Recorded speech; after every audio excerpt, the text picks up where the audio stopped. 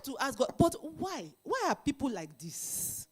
Why are some human beings wired like this? That from natural actions, from natural events, up to spiritual events, there is every reason for them to pipe low, for them to just, face their lane. But still they are after individuals. Still, you remain an individual of particular concern to them. Right?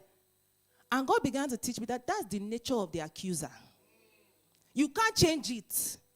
You can't change it. Some people, so that's why you have to be discerning of the different altars and territories you are under.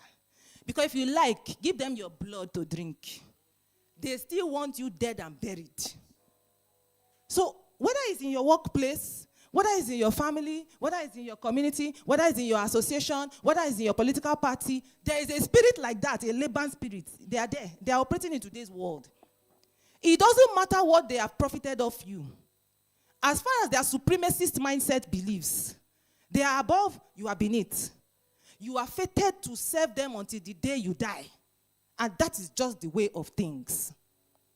There are different individuals like that. That is why, despite all the warnings and despite all the natural, reasons, they still act defiantly. And this man still went to this young boy. And then he met him, he confronted him. What were the grounds? To tell you that he had nothing. To tell you that he had nothing. Why did you sneak? Why did you deceive me? Why did you deceive me? Why did you take my daughters like prisoners of war?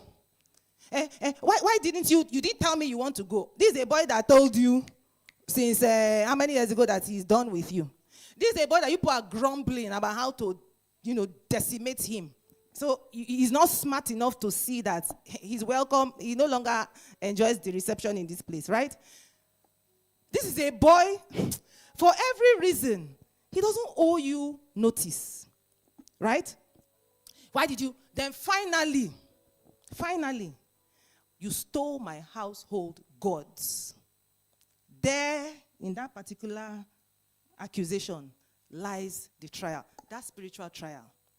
And this is where, as Christians, I want us to be very discerning. Because what transpired, therefore, was one of the most, when you think about modern day persecution, one of the most unfair, unjust, humiliating, just humbling, undignifying experiences of a young man's life. After serving somebody for 20 years, before all your relatives, before the public, you accuse me of being a thief. You accuse me of being a thief. You served that employer. You did that thing thankless for many years. Then what do they come and do? They splash your name in the newspapers and accuse you of cutting away with the company's, property. So that's the reward. That's the reward for all those years of thankless service. What did Jacob do? I took your gods. So he said, you know what? Search me. Search me. Search me. Throw me up, throw me down. Search me. If you find anything in my possession that belongs to you, bring it out for this your relatives to judge. Secondly, if you find your household gods in my possession, let that person die. Two things, right?